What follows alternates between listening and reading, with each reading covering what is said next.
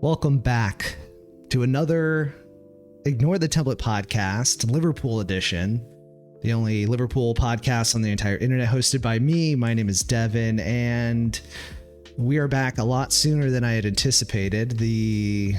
I am recording this on Sunday. We've already gotten news that Xabi Alonso to Chelsea is confirmed. Basically makes much of my previous podcast null and void, kind of discussing Liverpool's summer business. So want to take another crack at that. And part of the reason why I want to redo it is because I want to show how much more money Liverpool are going to have to spend if they stick with Arne Slot, or they go for some other back four manager, or at least a manager who is not tactically flexible, which there are a few names being bounded about who I think are great managers. I think Arne Slot is a good manager, which is very hard to say at the moment because I've watched an absolutely pathetic performance, but he won the league, I think, in very difficult circumstances as well, not to forget. And I think he's shown that over the course of his career at Feyenoord, I think at AZ as well, he's a good manager. Is he tactically flexible? I think before this season and the previous season, I would have, before he was hired at Liverpool, I think there's a lot of people who would say he is relatively tactically flexible. Maybe not like Thomas Frank comes to mind, or like a Conte, but he does have some nuances in his tactics, which I think have not worked very well at Liverpool. I don't think he has the players to make it work at Liverpool. It's a double-edged sword, and it's not working out. So today is really just trying to figure out what Liverpool could possibly do to salvage the mess that they've made for themselves, because we cannot express enough that this is a mess. This is a self-inflicted gunshot wound, I think, in a lot of ways, from summer appointments, summer business. It's been despite the league win, which is crazy to say. This is what makes it all the crazier. Despite the league win, it has gotten so bad. So I'm going to try to weed through some of the context, how we find ourselves in this place at the current moment, what possible manager appointments could be, and I even want to take a look at if we were to keep somebody like Arne Slot. So all of that in the video, in the podcast, and more. I'll have chapter markers if you want to skip to other sections. Subscribe, all that good stuff if you're interested in this kind of content. Let me know if you want more Liverpool-based content moving forward, or if maybe it's just better for another channel. I can make another channel. I'm not making money off of any of this anyways. So this is purely, well, it's a very selfish hobby of mine, but I want to, if I'm reaching people, I want to make sure that they're being heard as well. So get all that good stuff into the comments and all the Discord and all the links and all the typical YouTube shenanigans I should be mentioning in every video podcast moving forward. But let's jump into the meat of the episode. Start with segment one, which, where do we start? This is going to be a lot of flying by the seat of my own pants, this podcast, because I felt very confident that Xabi Alonso was such an obvious choice. Why don't we just start there? And for the non-YouTube guys, I've got a tweet up on the screen. David Ornstein, an Ornstein bomb, if you will, exclusive. Agreement complete for Xabi Alonso to become Chelsea manager. 44-year-old Spaniard visited London early last week and accepted opportunity. 4-year contract now finalized. Announcement imminent. Primary target throughout and wanted CFC move at the Athletic FC. So not ideal, right? As a Liverpool fan myself, as somebody who absolutely loved Xabi Alonso at the club, and I thought that he was, the relationship between him and Rafa was very tenuous at the end, and I prefer Xabi Alonso to stay at that point. Didn't end up working out that way. He went to Real Madrid, then on to Bayern, and had a brilliant playing career. And there are just so many reasons why he would be so well suited to Liverpool. Let's start with the fact that obviously he is an icon. I just kind of covered that. His mind as a player, which we have had a lot of exposure to that, especially the Liverpool fans who have seen him. He is like the brain. He was the brain of the team back then, playing as that deep lying playmaker, picking out passes and nobody was able to see. He had great ability, but he was always more of a tactical player, I think, at least in my opinion.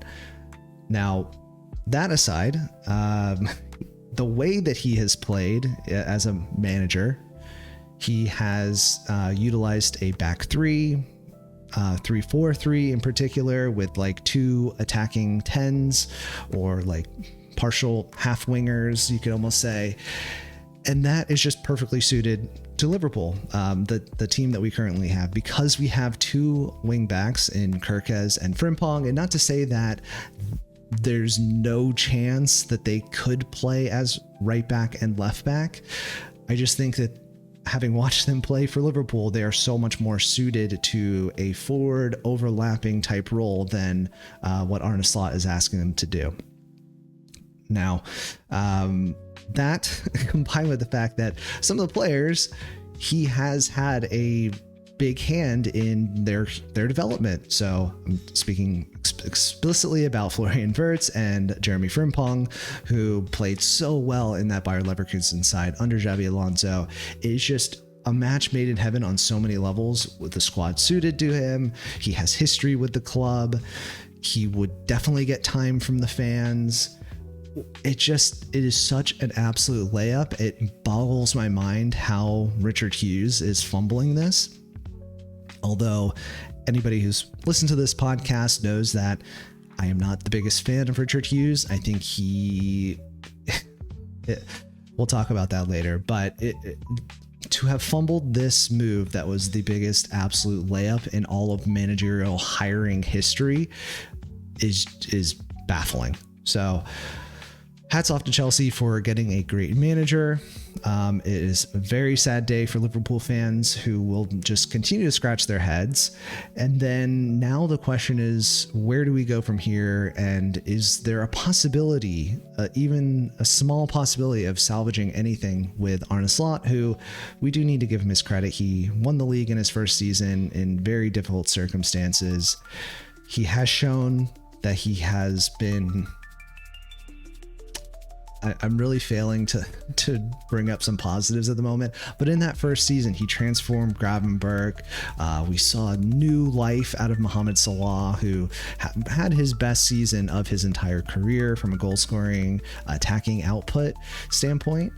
So the fact that this team is just completely a shell of itself from what we saw last season, I understand some of the reasoning, but the drop-off is just so significant that we need to ask the question. So let's take a look at some other stats and maybe some potential targets, and then we'll start going into summer business again, because I think we need to understand what that would look like if we were to keep Arne Slot or going for another back four type manager.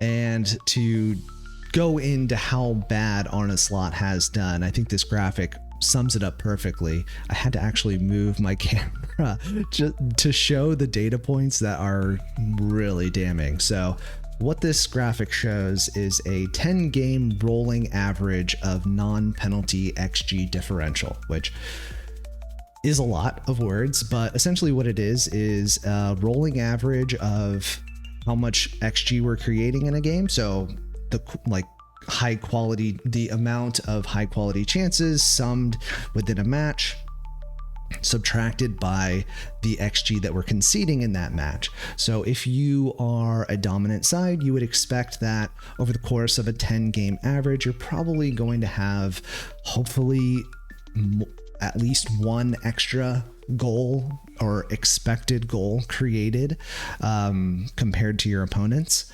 Now, it doesn't always work out that way. Sometimes you can have a negative XG differential and still win a game. Obviously, football is a crazy sport. That's why it's so entertaining, is that there could be a very dominant team lose and a very underdog team win in crazy circumstances. But on average across seasons, and we've got 2 seasons of data in front of us, you would hope that on average you're creating more chances than you're conceding. And that's what this graph shows. So on the left, we have Arne Slot's first season in charge of Liverpool, where it starts out kind of around a +1 XG differential, and it peaks somewhere mid-season where it's almost a 2 XG differential, 10 game average differential of XG. That is so impressive. That's like literally almost unbelievably impressive to have 2 XG greater than your opponent on average across a 10 game stretch. To average that. So there's going to be some instances where it's more, some where it's less, but it peaks there. We've got 2 matches where that 10 game rolling average is right around the 2 XG, and this is non-penalty XG. So some of it's even higher when you include the penalty XG in there as well. Potentially, if you get more penalties than your other team, which you would expect, blah, blah, blah. That the main thing is to see is that it starts off kind of around this 1 XG differential, peaks at about 2, drops back down to in the like 1 XG differential between the PSG defeat and when we win the league. So there are times where it drops a little bit lower and it's closer to like half a goal XG differential. But generally that's where it's been. Now, the start of this season, it kind of starts out around the 0.5 XG, positive XG differential, dips to almost 0, flat. So you are not creating more chances than your opponent in a 10 game rolling average, keep in mind, which means that there are going to be games where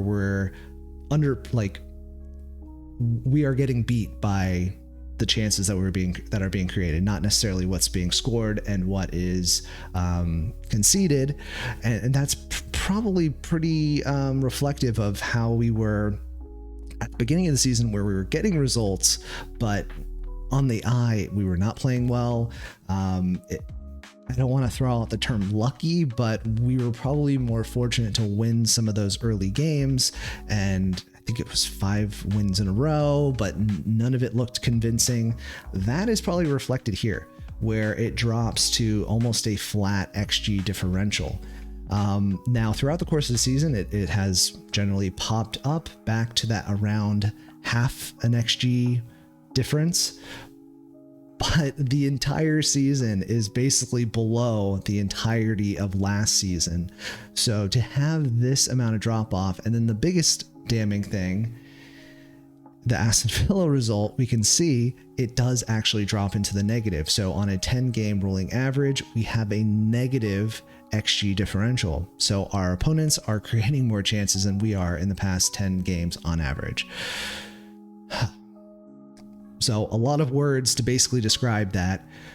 We have been terrible maybe not terrible all season, but we have been nothing. We've been a shadow of the team we were last season, this season, and it's actually gotten worse towards the end of the season, which you would think, considering the training habits of Arne Slot and what we've heard, is that the training is not very rigorous. There has, even before he arrived at Liverpool, there was an emphasis on maintaining a balance so that players can be fitter for the full course of the season, playing 2 matches a week, and that was a huge boon from what we saw from him at Feyenoord. He had a very good injury record with his players, and we thought that would continue at Liverpool. And despite the fact that the training levels have dropped and the training intensity has dropped, injuries have not necessarily gotten better. We've been really shook with injuries, and that's unfortunate. A lot of the injuries are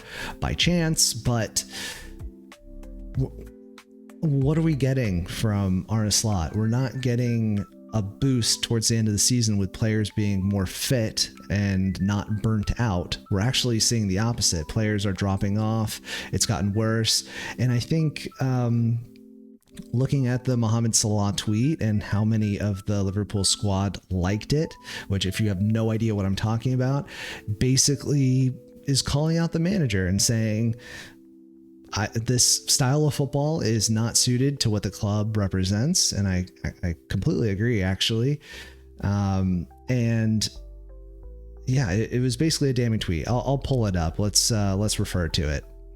Okay, here it is. I'll read it out. So Mohamed Salah, official, whatever. It's his Twitter X account. I have witnessed this club go from doubters to believers and from believers to champions. It took hard work, and I always did everything I could to help the club get there. Nothing makes me more prouder than that. Us crumbling to yet another defeat this season was very painful and not what our fans deserve. I want to see Liverpool go back to being that heavy metal attacking team that opponents fear and back to being the team that wins trophies. I think that is a big clue to say Arne Slot's style of football is too turgid. It's slow. It's not attacking. It's definitely not heavy metal. It's like elevator music, maybe at this point. That is the football I know how to play, and that is the identity that needs to be recovered and kept for good. It cannot be negotiable, and everyone that joins the club should adapt to it. Winning some games here and there is not what Liverpool should be about. All teams win games. Liverpool will always be the club that means a great deal to me and my family. I want to see it succeed for long after I've moved on. As I've always said, qualifying to next season Champions League is the bare minimum, and I'll do everything I can to make that happen. Little pic of Mohamed Salah looking a little upset. So yeah, you get the picture. He's calling out Arne Slot essentially directly. This is not a call out of the higher ups. This is a direct call out of the management, the playing style that is in place from the manager. And while there's nothing I could really disagree with, I think that Liverpool can play a different style of football. Liverpool haven't always been heavy metal. I mean, if you've watched long before, even like the Rafa Benitez era or before that, Liverpool don't have like one identity that we have to be. I think Liverpool is a club that wants to win trophies like any big club out there. But the style of play, I don't think is a requirement. And we hear this a lot from like West Ham fans saying it's not the West Ham way, yada, yada. And there's other clubs that kind of echo the same kind of mentality. Liverpool, I don't think is necessarily that way. I would like, as a fan, I would like to see heavy metal Jurgen Klopp football. But I don't even think Jurgen Klopp was doing that towards the end of his tenure. So I think the club will always have to adapt to the style of football that's being played in the Premier League to see what is successful and what isn't. And there are going to be some eras where heavy metal football is going to be successful, like we saw under Jurgen Klopp, despite relatively lack of trophies. I think most Liverpool fans would admit that would have been nice to see a few more under Jurgen Klopp's in Jurgen Klopp's trophy case, but I think it was a successful era for Liverpool, and I would love to get back to that style of play because I like watching that. But does the club have to play that to be successful? I don't think so. We saw that under Arne Slot last season. It wasn't heavy metal, but it was a blend of high pressing, intense football, progressive passing, all that good stuff, but also maintenance of tempo and keeping the ball and being a little bit more conservative offensively. And I think that can work. What we're seeing this season, though, is so far removed from any of that. Like, not only are we not intense, we're not attacking at all. It feels like everything is slow. Everything is predictable. Our defensively, we have absolutely nothing. The midfield just gets run through every single match. And I go back to that, the first goal we conceded at the beginning of the season against Bournemouth, where Semenyo literally ran through the entire midfield and scored. And I feel like that happens so often at Liverpool this season, that if you're not able to defend and you can't bring intensity to attack, you have nothing. And that's basically what we've seen under Arne Slot this season. Next up, we're taking a look at a Sports Illustrated article, and it's just the one that I think it popped up on FOTMob for me, and I didn't even read the text, but it brought up some interesting potential replacements for Arne Slot. And I'll just say flat out that I am not of the opinion of replacing him for another similar level manager that plays in the same way. I can go for a similar level manager who's more tactically flexible and better suited to the squad, because I think the main contributor of how Arne Slot is failing so much this season is because the squad turnover in the summer was a catastrophe for his type of playing style. We sold Louis Diaz, who is probably one of the most effective players under Arne Slot when he won the league. Trent Alexander-Arnold is gone, our primary progressive passer.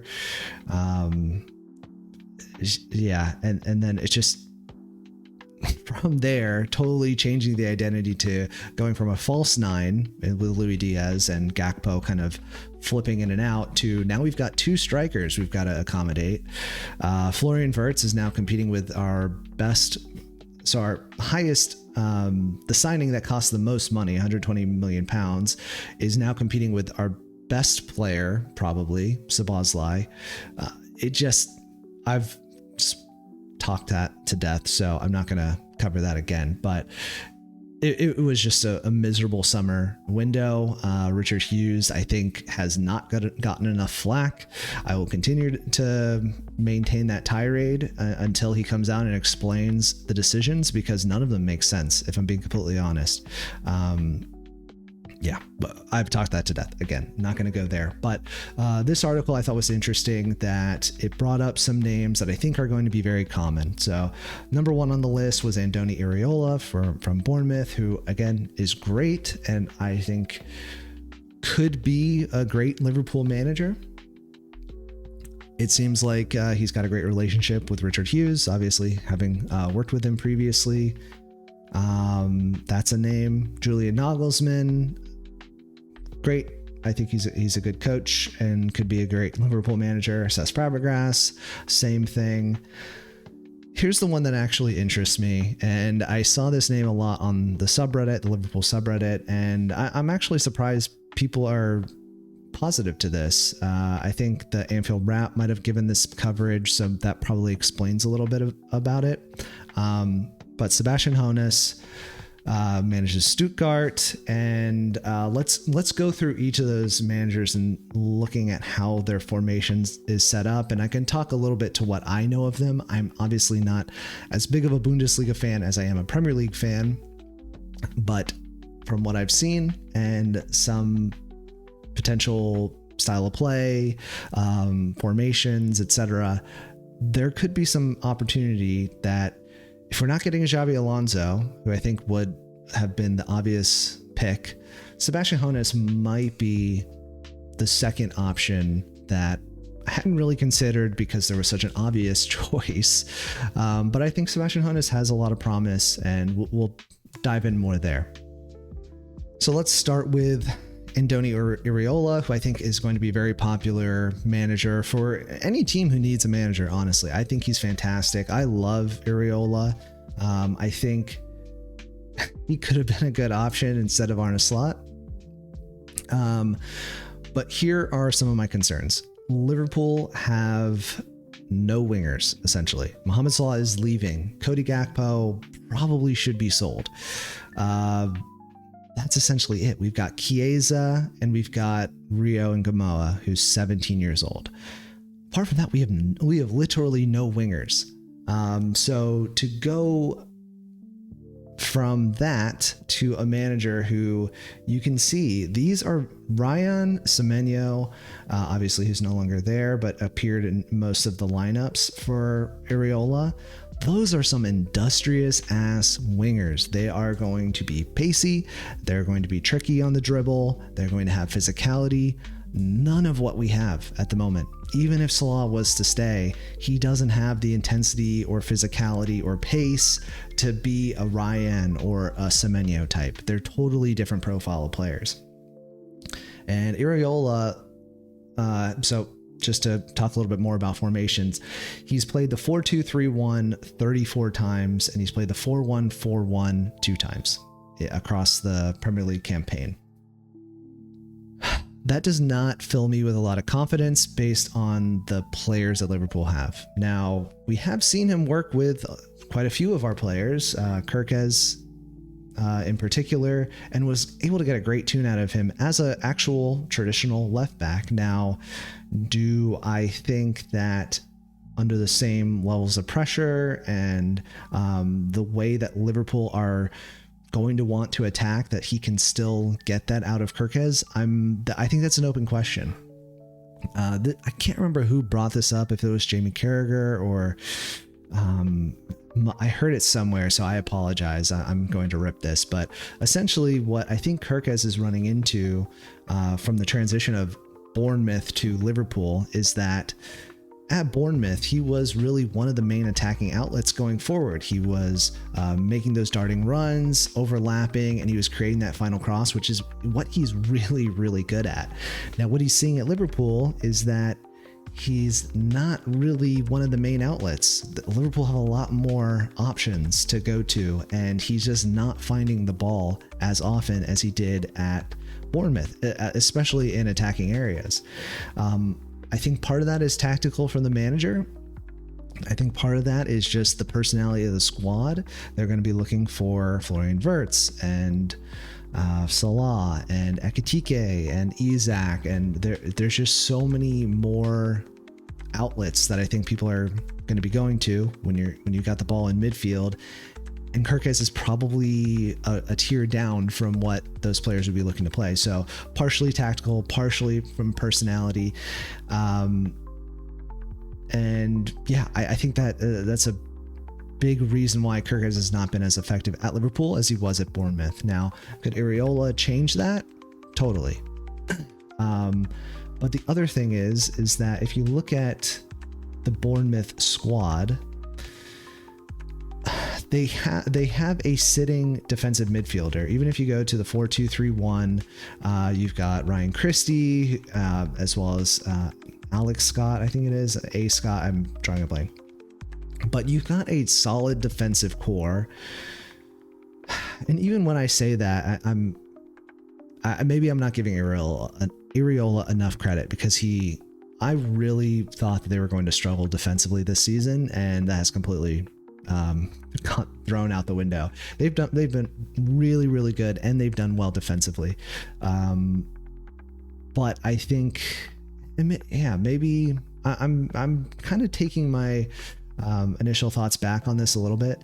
If he can get a tune out of these players, surely he can do something at Liverpool and play a traditional back four. He might be one of the only ones, but I worry that in that increased level of pressure, we've seen that so many times where the Graham Potter types, the Thomas Frank types, who do very well at these clubs with little resources but really good management, upper management, and good recruitment for their level, and know how to pick a profile of a player out. I worry that at Liverpool, that's just not going to translate.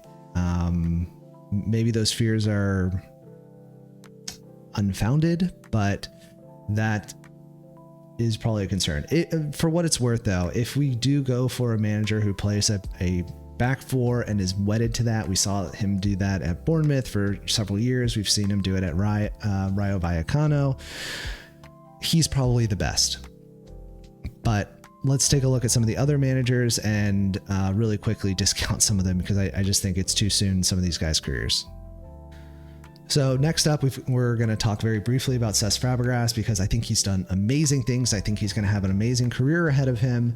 But Como has played a 4-2-3-1 33 times, a 3-4-2-1 twice, a 4-3-3 once, and a 4-4-2 once, according to Who Scored.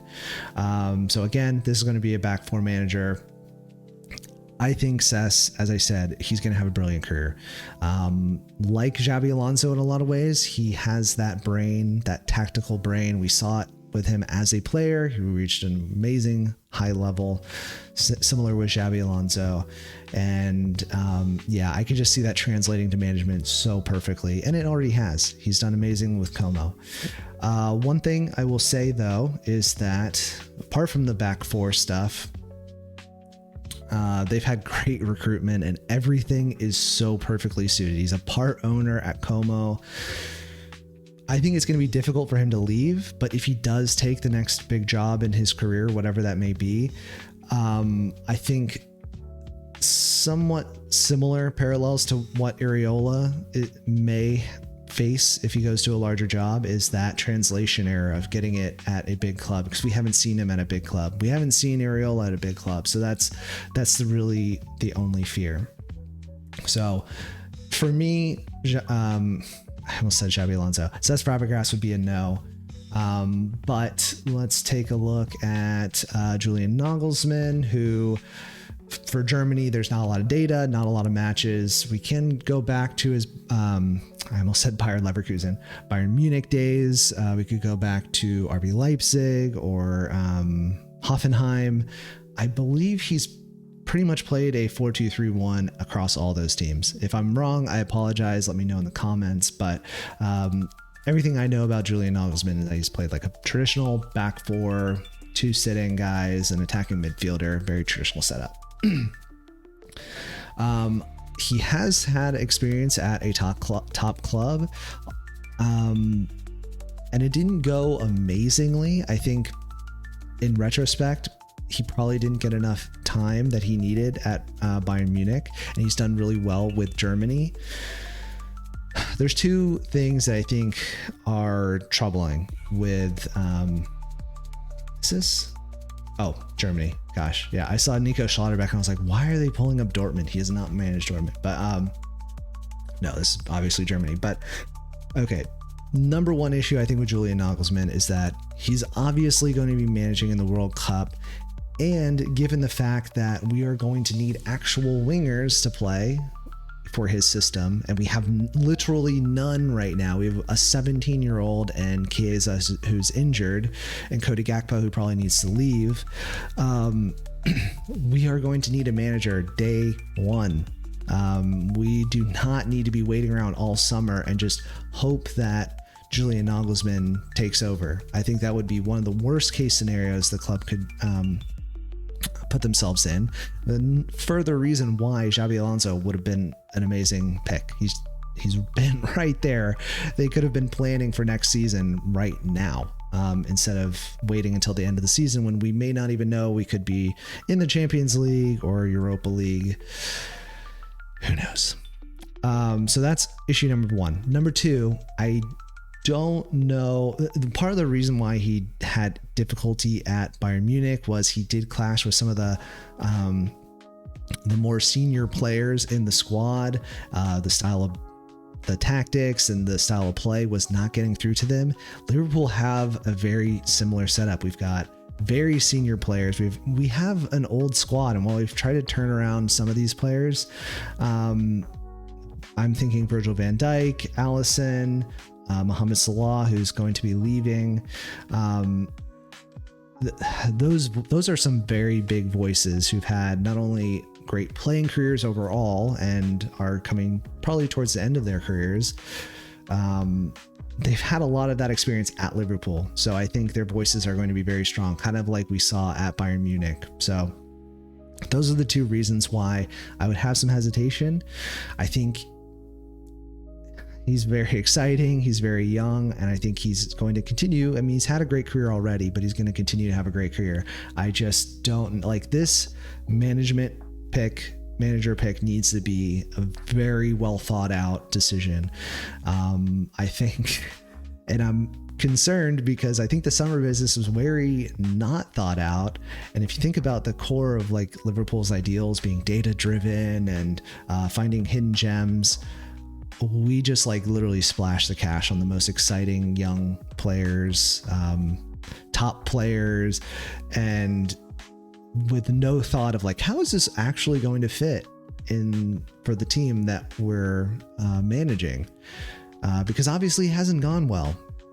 So that is part of my concern, that we need to think a little bit more about that. So that's Julian Nagelsmann. I want to throw out some potential names just purely because they play a back three and have some kind of interesting stats to go about them. So I'm going to talk about Lens from Ligue 1, who, if you didn't know, are in second place behind PSG. I think PSG are on 76 points and Lens are on 70. I have this here. Yeah. And by expected points, a bit lower down, but Lens are just comfortably in second place. I don't know why it just flipped to Serie A, but looking at understat and looking at some of the just league data, PSG, they're going to be the best team. Obviously, they've got a great manager who I don't think is a realistic option. That's why I'm not even going to consider him, Luis Enrique. I think he would be great. I don't think he's going to take a head coach role at Liverpool, struggling Liverpool side, when he's got one of the best teams in Europe. So that would be an automatic discounting right there. I just don't think it's realistic. If it happened, I think that would be amazing, but still the squad would need a lot of work. Now, Lens have played some very good football though. If you recognize any of these players, it's kind of remarkable that they've had any impact on the season. Alan Saint-Maximin, does that name ring a bell from Newcastle like 10 years ago, it feels like? Florian Thauvin, I always butcher that name. Are there any other names that stand out? Masuaku, Malang Sarr, the Chelsea, I think he's the Chelsea player that had been on 1 billion loans. Yeah, like this is a very patchwork squad. So while I don't think it's realistic, I can't even remember what their manager's name is, but yeah, let's see if we have him up. No, we don't.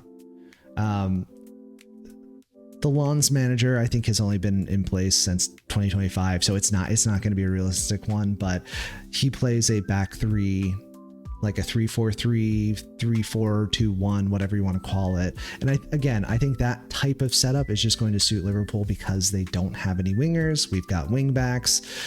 We could sign very good center backs that play in a back three. One of our new signings is played in a back three. There's a lot of reasons why. Hopefully that's come across. The other one, not the, I was trying to find Simone Inzaghi, who was the Inter manager, and then I forgot he moved on to Al Hilal. He might be an outside shout, but I think the one that we really want to focus on at this point is Sebastian Hoeneß, who is a tactically flexible manager. And I want to emphasize this. If you look at his, like the formations he's utilized, primarily been a 4-2-3-1, which I think suits Liverpool in a lot of ways if he can make that back four work. But if he can't, he's played a back three system 11 times. So not his like preferred formation according to who scored, but he has made that work. And to great effect. I mean, they are 4th place in the Bundesliga with, he has worked wonders with that side. They were in the relegation zone, I think, when he took over. I think it was like 16th place, and they only got 18 teams in the Bundesliga. So yeah, I'm pretty sure they were in the relegation zone when he took over, and now they're like competing for Europe or places in Europe. So if we can just go over to the Bundesliga, we could take a look at some of their stats, because I think it's impressive. especially from where they started to where they are now. It kind of it's a crazy parallel, but Jurgen Klopp taking over when Liverpool were in such a bad position, and the place that he brought them to, it's very reminiscent. So if we go by expected goals, Stuttgart are fourth, and they are fourth in the table. So they've been able to create, out of the 34 matches, an XG of 53. Oh, sorry, that's XGA, my bad. They've been able to create 68 XG and 53.45 XGA. So pretty good, positive expected goal difference. And considering who they're coming up against, Bayern Munich, Bayer Leverkusen, RB Leipzig, Borussia Dortmund, these are really good squads. Frankfurt. So Sebastian Hoeneß, I think he would be an interesting pick, not just because of the parallels with Jurgen Klopp being able to build a squad, but tactical flexibility, being able to recognize that, you know what, maybe we have a squad that's suited to playing wing backs instead of forcing them into a back four and having Kirk as cover as like a left-sided center back, which makes no sense. Okay, so now we finally got, like, I've talked way too much. Might be recording for already an hour, but we've finally made it to the actual tier list of where we're going to go through the summer business. But before I jump in there, I just wanted to reiterate that at the current moment, at the time of recording, I think Sebastian Hoeneß is probably my favorite candidate just because of the tactical flexibility. Areola, probably my second, because we've just seen year after year, he has actually gotten a tune out of a defense that on paper is maybe not as good. I mean, if you think about last summer, they sold their entire back five, including their goalkeeper, and he's just made them fine defensively. And that's good enough, I think, for Liverpool. Like, if we can make this defense fine, but then have the attacking output extrapolated to the funds that we have available and the players that we have available, like, if you think you can get a better goal output from Alexander Isak and Florian Wirtz and Ekitike and whoever we may bring in, like, we're going to look so much better than what we did this past season. So we've got a full squad of Liverpool's 25-26 squad. We're going to throw a lot of them into the decisions what we went to last time, but I've got some other new players because I think if you are going to sign an Areola or name a manager that traditionally plays with a back four, I think this is one of the big red flags. Is you're going to need a left back for sure. Obviously, Andy Robertson's leaving at the end of his deal. You would have needed one anyway, but the importance was much less, because if you play like under Xabi Alonso, when you're playing the wing backs, you probably could have gotten by with Tsimikas. Is that going to fly with a back four? Probably not. So we're definitely going to need a left back. We're definitely going to need a right back, because as we've seen under Arne Slot, Frimpong, he's not quite a right back. He's not quite a right winger. He really is a right wing back, like through and through, and trying to force him into either of those roles is just not going to work. So I think if you're going to commit to a manager that's going to play a back four, I think you just have to call the Jeremy Frimpong experiment a failure, or he's like a backup winger option, which I don't think is fair to him. So let's run through some of these. Oh, and obviously we're going to need wingers now that we didn't previously have. So we are going to definitely need a left winger. I included a right winger on the last video, so Adeyemi's already in. DM, and I think that covers it. I threw in some of these other players as well.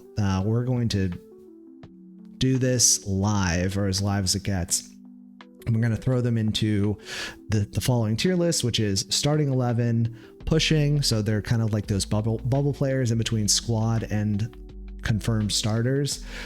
Squad player tier, loan tier, sell/contract exit. And then in this bottom tier, I'm going to go position by position and make the decision. But a lot of these have already been decided. So hopefully that part's a little bit quicker, but we need to make decisions on left wing, right wing, whatever. So let's jump into it. Okay, starting with the goalkeepers, probably the easiest decision of the entire video. Allison is starting. Mamardashvili should be pushing for a starting spot, and Freddie Woodman I would keep as a squad player. Now, going into right back, we've got Connor Bradley. We've got Jeremy Frimpong, I guess. And did I only include one right back? No, I included a couple. So I included Pedro Porro. I included Gertruida. And I guess technically Nico Williams, but he's played on both sides. Wanted to bring him into the fold here. So those are the options. I think this one is about as much of a slam dunk as you could possibly get. It's not going to be cheap, and this is going to be a theme that continues to arise, that if we are to switch to another manager or keep Arne Slot, if we're going to switch to another manager that's going to play the same type of setup as Arne Slot or keep Arne Slot, it's going to be very expensive. So, but I think you need these things. I don't think there's a good, cheap right back on the market. Probably the best you're going to get is, I think Gertruida is going to be pretty cheap. I think Sunderland declined the option to buy him for 25 million euros. So that could potentially be a cheap option. We've seen that he's done very well for Feyenoord, and maybe he can replicate that. He hasn't really found his feet at Sunderland, which is kind of surprising, but maybe they just prefer Mukiele, who's also a class player, and maybe just suits Labry's kind of tactics more. So I'm not going to completely discount him, but I think of these three, I think Pedro Porro is just the best option. He's probably, in terms of profile, probably the closest to Trent Alexander-Arnold that you're going to get in the Premier League. I think probably a little bit better defensively, maybe not as good in the progressive pass, but still great.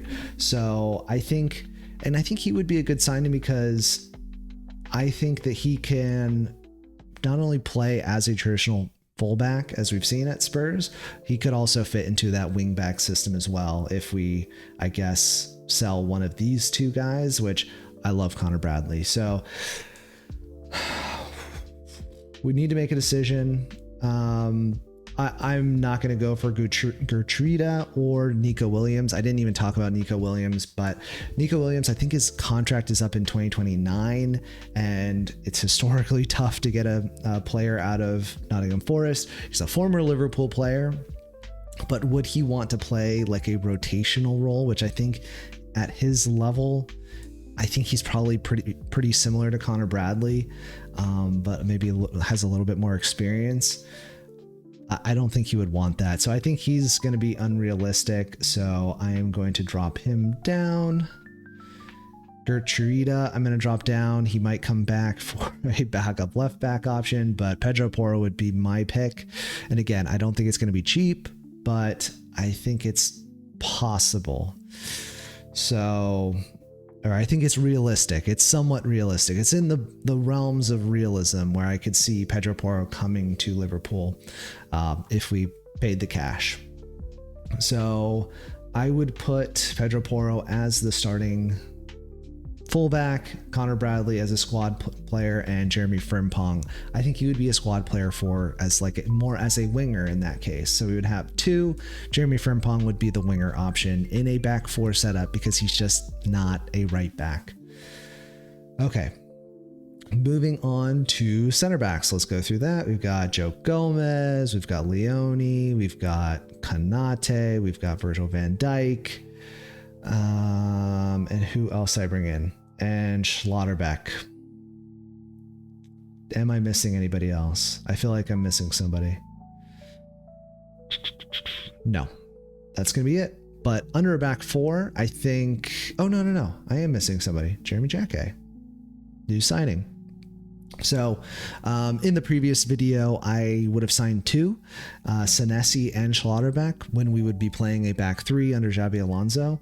I think if you're going with a back four, I think you do need to sign a center back, but just one. And we do obviously have Jeremy Jacket coming through, but he's had some sort of like shoulder injury he's been out for the entire second half of the season. So I'm going to stick to my guns on Konate. I think he's a contract exit. You just let him go. It seems like the club doesn't value him.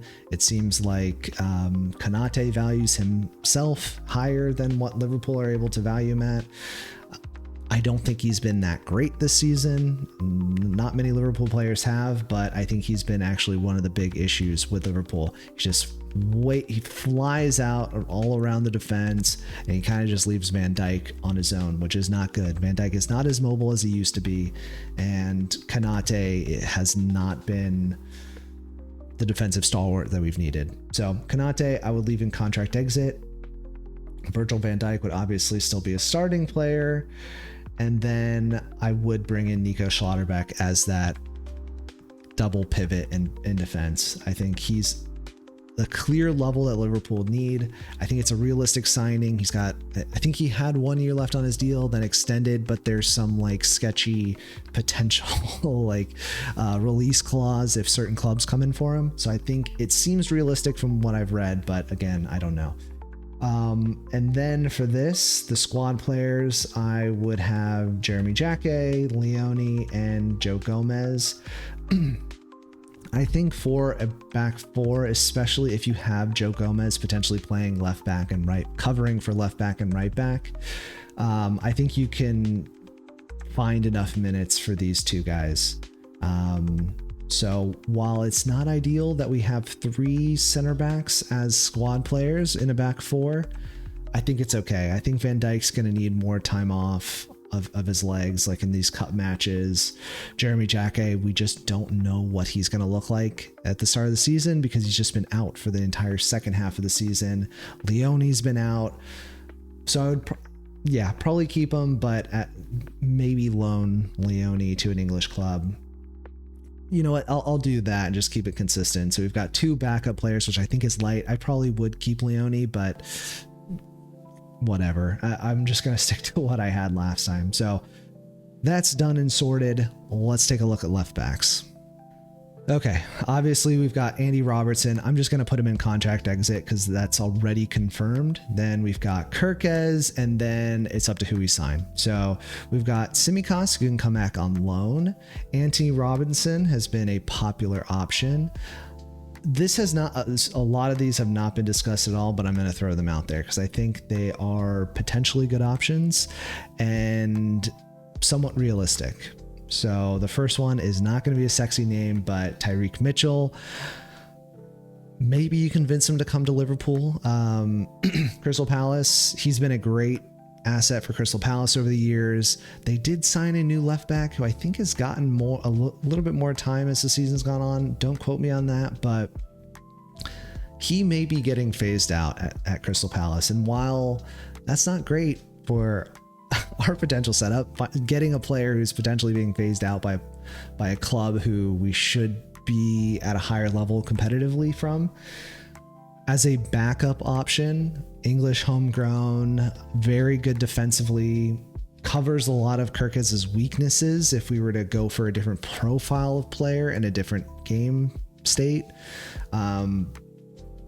I think that there's actually a lot of positives. And I really like Tyreek Mitchell. I think he's a lot better than people give him credit for. I think he's pretty good offensively. He's played in like a wingback system and done fairly well. He's no Munoz, but he's gotten his share of goals and assists. So I think he's a good option. Anthony Robinson, again, I think that's going to be a non-sexy name, but I think he's very similar. He profiles very similarly to Tyreek Mitchell. The one other thing that I'll say is that he's been injured for a very long time. So he is just getting back from that injury. We'll kind of see, but I think it's more of an unknown than Mitchell. Let me see. Is there anybody else? I guess I could throw Gertruida in there. He has played left back at Feyenoord. Maybe that's the option. And the one player you're probably wondering about is Inter's Carlos Augusto, who He has played as a left wing back in the wing back system, but he's also played as a left center back. Now, I think he could potentially be an option that if we do want to flex and have another left center back option as cover, I think he could be a really good pick. And I think Inter would probably let him go. He's started about half the matches, come off the bench in about half of the matches. So he's 27 years old, Brazilian. I think he's a realistic target. Is he going to be as an attractive name? I just don't think there's really that many attractive options at left back, especially when you have somebody like Kirkez. Like, I was pitching for Hato last summer when we brought Kirkez in because I thought we needed a defensive profile who can tuck in as a left-sided center back and also play left back. So like Hincapié would have been great. Calafiori a couple seasons ago would have been great. But we went for Kirkez, who is a very different profile to what I think Liverpool needed. So some of these guys are just really defensive. Now, I talked about Gertruida as a right back. He is right-footed. He's primarily played as a right back, sometime in center back. He's also played as a left back. Again, I think I would probably pass on him just because he's had such a poor season and we just don't know what type of player we're going to get from him. He didn't do very well at RB Leipzig either. So you'd have to really be going back to his Feyenoord days where he was very successful. He fit very well in tactically. But for the left back option, I think, and I really don't know how realistic this one is because it just has not been discussed in the media at all. But I think my choice is actually going to be Mitchell. So I'm going to have Mitchell pushing, Kirkez being the starting left back. And again, keep in mind, this is a back four type setup. If we were to go for a back four type setup, this would be the type of profile I'd pick. I'd pick somebody who's more on the defensive side, English homegrown. He has a lot of positives to his game. Not a sexy option, but I think it's somewhat realistic. Augusto is maybe the second pick after this, just because he has that tactical flexibility, and I think it would be realistic of a signing. I don't think Liverpool would go there. I think they would go for a Premier League proven player over a Serie A proven player, but that's going to be my pick. Tsimikas, I guess I would just send back out on loan. Anthony Robinson would be a no. Gusto would be a no, and Gertruida would be a no. So that would be my left back solution. Let's jump up to defensive center mid because I had really settled on Camavinga, but if I were to go for a back four, I actually do think Tchouaméni might be a better option. So let's throw all the options in here. I think we need 2 CDMs. We're gonna find Camavinga there, and then Gravenberch. Wow. Sorry. That's Gravenberch. Oh, and we've got Endo too. Don't forget about Endo, but yeah, Endo, quick decision. We would sell him. I think he's got 1 extra year left on his deal. Gravenberch, I think, would be starting. And if I'm thinking this is like a double pivot, maybe I should hold on. I think we have to include in a 4-2-3-1. I think we have to include some of these guys. So Jones, Szoboszlai, Trey Neone. Am I missing anybody else? No, McAllister. But we've already made the decision last week that McAllister would be a sell, Endo would be a sell, Trey Neone would be a loan. Now I think we need to narrow it down to 4 players, which we've basically already narrowed down. We just need to figure out the Real Madrid's player we would sign, which again, I don't know how realistic, but it seems like those players on the outs. I think Camavinga is probably more realistic, but I think Tchouaméni would actually be a better suited player tactically for a 4-2-3-1 type system that we would get from like an Iriola or like a Nagelsmann or whatever. But I think I'm going to continue to say Camavinga. So he would be immediately into the starting 11. And then it's hard to say, but I just have to have Szoboszlai in there. So Szoboszlai would be the starter alongside Camavinga, and Gravenberch would be pushing, whatever that means. And same with Curtis Jones. I think I would 100% extend his contract. I think he's shown enough quality, English homegrown, Scouse. Like, I don't understand why none of this is factoring in. He's been brilliant under Arne Slot. He deserves to have his contract extended. Unlike McAllister, who I think has been he's been one of the poorest players this entire season, and he just will not get dropped or rotated or rested or anything. So McAllister would be a sell, Endo a sell, and the 4 players I would keep in the squad would be Camavinga, Szoboszlai, Gravenberch, and Curtis Jones. And I think it's tough. I mean, I love Gravenberch as well. Maybe that would be a better tactical pair to have Camavinga and Gravenberch. And maybe Szoboszlai is just the starter as an attacking midfielder over Wirtz. Yeah, maybe let's do that. So we're going to move on to another position. Tchouaméni, possibly a better option than Camavinga in this type of setup, but I'm going to stick with that. So while we're on it, let's just go for that attacking midfield. So in a 4-2-3-1, it would be that 10. So it would be between Szoboszlai and Wirtz. I don't think we need to make any signings here. I don't think we have any other players at our disposal. I think both of them just go straight into his squad.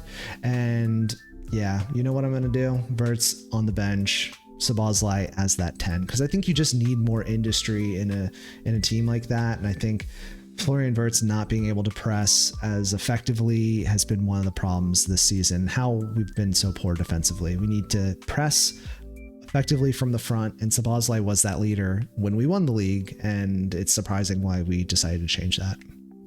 All right, now that we have that settled, we're going to jump ahead. I know it's kind of schizophrenic here, but we are going to jump straight to the strikers because, again, I think this is very obvious. When you have 2 strikers, you have 1 position. Both of them are going to continue to be in the squad, but I think because Ekitike has a long-term injury, you just keep Isaac as the starter, and then Ekitike, when he comes back, will be obviously pushing for a starting position. Now, this is probably the most difficult one because we have to decide on wingers, and this is going to be the area that's going to cost the most money, and it is probably the most difficult. So let's throw all the wingers in together, right wing and left wing. I'm going to put Harvey Elliott in there as well. Adeyemi, who was my pick as a right winger when we were going for somebody like Xabi Alonso, but that's not going to be the case. Rio and Gamoa, Cody Gakpo, Chiesa, and Salah. So again, some of these are going to be fairly quick. Mohamed Salah is going to be leaving. Maybe if you bring somebody else in and Slot leaves, you can convince him to stay for the remaining year on his contract, but I would probably just let him go, honestly. Unless it was his decision to stay. If it was his decision to stay, then I think that would be, I would keep him, but it seems like it's been his decision to leave, and I would respect that. So those are the ones in the squad for now, because I'm saying we would sign Adeyemi.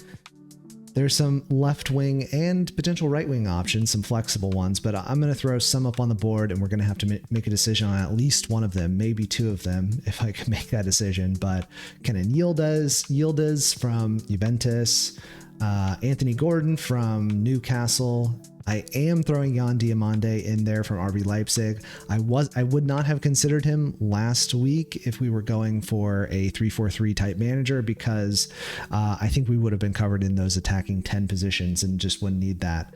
But if we are going to need wingers, we're going to need wingers, and it's going to be expensive. So Jan Diomande is a consideration, as well as Bradley Barcola.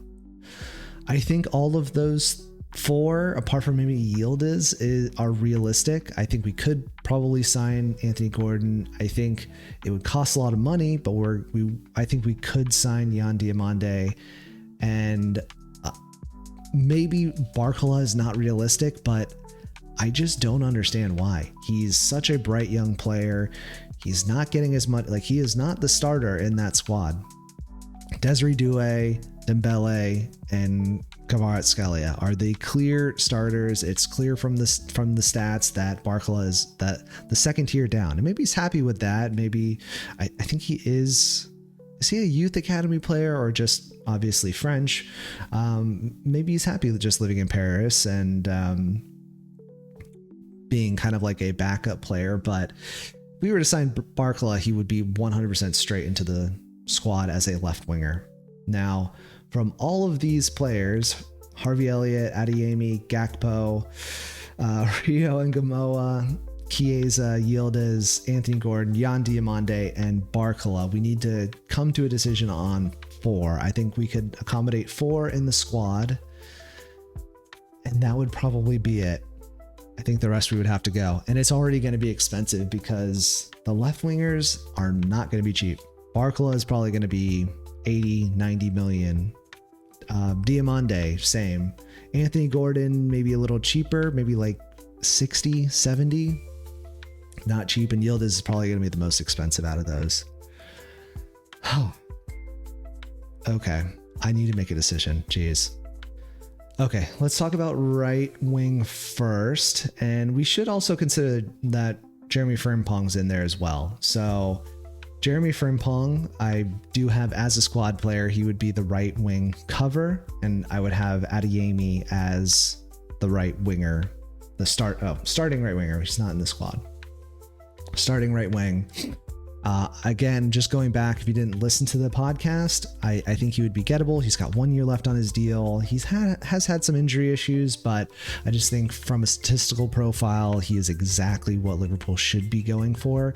The 24-year-old who's had enough time to be underrated, has had enough time to be overrated. We have a good idea of what he's like when he's on the pitch. He's got loads of pace. I think he would be the perfect Liverpool signing, honestly. And he would be cheap, or relatively cheap. He's got 1 year left. So that's the right wing sorted. Left wing, I think we could very clearly say that Rio Ngamoa would be that squad option on the left. He could cover on the right as well. The real question is who would be starting left wing, because I do not think we can rely heavily on Cody Gakpo. I think I had him as a squad player. He definitely wasn't starting in my 3-4-3 setup under Xabi Alonso. And I think in this case, I think you just have to move him on. So sorry, Cody Gakpo, you would be a sale in this situation, but that's part of the problem why going for, again, I have to say this a million times, going for a back 4 type manager creates all these issues, because we don't have the quality on the wings. We don't have the quantity on the wings. So we're going to have to make a lot more deals. And this is why it's important that we need a manager day one to be coordinating with Richard Hughes, who I struggled not to gag, but we need some sort of sporting director, and Richard Hughes is going to be here at least until beginning of the season. So Richard Hughes it is, and needs to be coordinating with the manager to find the right profile to suit our team to be successful next season, because that's the goal.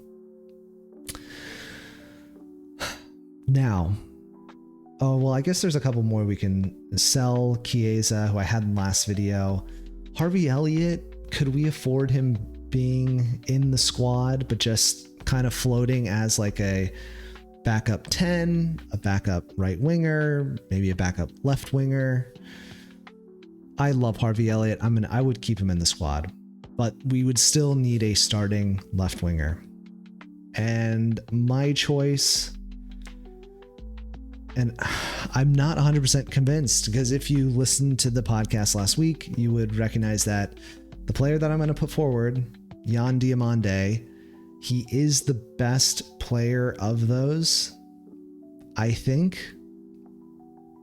And I'm not 100% confident in that. But he's just so young. He's had 1 year of really that top flight experience. He's done brilliantly. I think he's on 15K a week. So paying down his contract would not be an issue. it would be the transfer fee would be the problem. So he would probably cost like 90 million. That's what they're quoting, but I think he would potentially be the best option. So I would go for Yan Diomande, and hopefully that just doesn't stunt the growth of Rio and Gamoa. I would be close to saying Anthony Gordon, but I really don't think he's the level of that Liverpool needs. And I think we know what we're going to get with him. I think he's 25 maybe at this point. He's not a young player anymore. And while he is a Liverpool fan, born in Liverpool, I don't think he has the heights that Liverpool would need to go up to. I don't even think there's that much of a difference between him and Cody Gakpo, if I'm being completely honest. So I think if it was between Gakpo and Anthony Gordon, maybe I would give the edge to Anthony Gordon, but we're in an opportunity where we need more pace on the wings. While Anthony Gordon does have pace, he's a good runner, he's good with the ball, he can play across the front three. I think Diomande, the ceiling that he has, the ability he has on the ball, able to get on the end of chances as well. I just think Yan Diomande would be the player for me. So 1, 2, 3, 4, 5, 6, 7 signings. Yan Diomande is going to be expensive. Pedro Porro, probably pretty expensive. The rest, fairly reasonable. I think this is a functional squad. We can throw these players in the bottom tier out. And maybe you get to recoup some money from Gakpo. You obviously get to recoup some of the money from these players, but it's going to be an expensive summer window. Yeah. In comparison to what I laid out last week, I think the level of functionality is still less than what we had last week. I think last week, the squad that I put together was more functional, and just the gelling of the profiles, the players, and the manager just made more sense. There's still some squinting to do with this squad, because I think Pedro Porro is not the best defensively. We've had issues with that in the current setup. Obviously Kirkez flying forward, and is Tyreek Mitchell, is he like the Andy Robertson level that has shown to be pretty good this season, but not what we necessarily need? I'm unsure about that. The center back pairing I think would be good. Camavinga would be great. The midfield would be, I think this is a much better midfield than what we have now, which is McAllister, Gravenberch, and Szoboszlai / Wirtz. The wings would obviously be a massive upgrade. Adeyemi over Salah, who is a absolute club legend, but just completely fallen off a cliff. And then Yan Diomande over Cody Gakpo. Huge improvement. The bench and the squad overall looking pretty positive. I just don't think it's as functional as the squad would have been under Xabi Alonso and suited to a back three setup. And maybe that's a hill I'll die on, but this is the summer business I would not expect, but I think should be suggested if we go for a manager who is not named Sebastian Hoeneß, or who is not named Simone Inzaghi, or any other manager. Like Conte would be kind of hilarious, but any manager who's going to be wedded to a 4-2-3-1 type setup like Arne Slot is, or if we keep Arne Slot, this is the level of business I would expect them to do. And it's a lot. We've already spent 50-60 million on Xhaka. This would be a very expensive window. You're probably expecting somewhere between 40 and 60 million for Camavinga, probably the same for Schlotterbeck, 40 for Adeyemi, he's got a year left. Diomande 90, probably 60-70 for Pedro Porro, and even that I just don't know, because I don't know what leverage he has in at Tottenham. Obviously they've had a terrible season, but would that allow him to go? Would he be more interested in staying under De Zerbi? Looks like they're going to stay up. I just yeah, so many questions, so many uncertainties, but that is going to be what I would put together. Alrighty, I'm going to end the podcast there. Let me know what you think. I'm curious what your thoughts are. I'll be in the comments chatting it up if you have any thoughts. Discord open. I'll be back to my regular FPL content later this week, but I just wanted to make this video because I was so inclined to do so after the Aston Villa result. It was so poor. Like, just, we could have confirmed Champions League football, and the players have down tools. Maybe I should have talked about that a little bit more, but I think it is kind of obvious from the data that the players, I think, have kind of given up on the Arne Slot project, which is a real shame because I do still rate him. I don't think it's 100% his fault, but given the situation that Richard Hughes has put us in, I think it's best we move on to a new manager, unfortunately. And I think the best pick would probably be Sebastian Hoeneß at this moment, but Areola is a great choice. I would like to say I'm confident in whoever they bring in if they do make the change, but I don't know. I think under Richard Hughes, who may be off to Saudi Arabia at the end of the summer, I just don't know. He has a terrible track record with Liverpool, and now he's got senioritis. So who knows what the hell this summer is going to look like, but we're going to need a lot of big deals, unfortunately. Kind of regardless, but okay. I'll end it there. FPL will be back, and I'll see you all in the next video podcast.